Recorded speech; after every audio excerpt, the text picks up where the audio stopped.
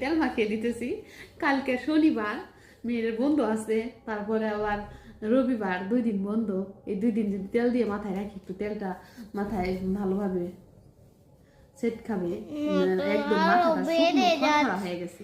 সেজন্য ভাবলাম, আর মেহেরের মাথা একটু ব্যথা করতেছে, তাই ভাবলাম যে একটু তেল দিয়ে দিই, আরামে আরামে ঘষে ঘষে, এতে করে মেহেরের মাথাটা ভালো লাগবে।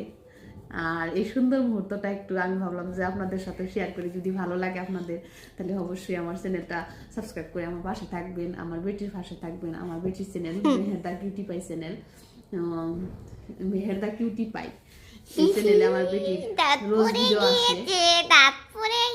হ্যাঁ, আমার বুড়িটার দাঁতও পড়ে গেছে।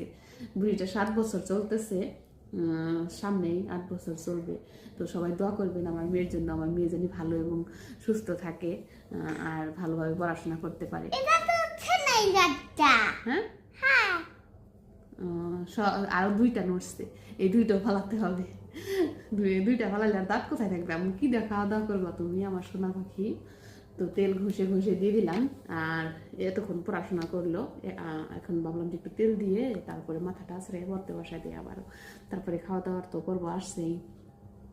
তো আপনারা কে কেমন আছেন, কোথা থেকে দেখতেছেন? যদি আমার ভিডিওটা দেখে থাকেন অবশ্যই কমেন্ট করবেন, আমি আপনাদের নাম বলার চেষ্টা করব। আর সবাই ভালো থাকেন, সুস্থ থাকেন, আল্লাহ হাফেজ।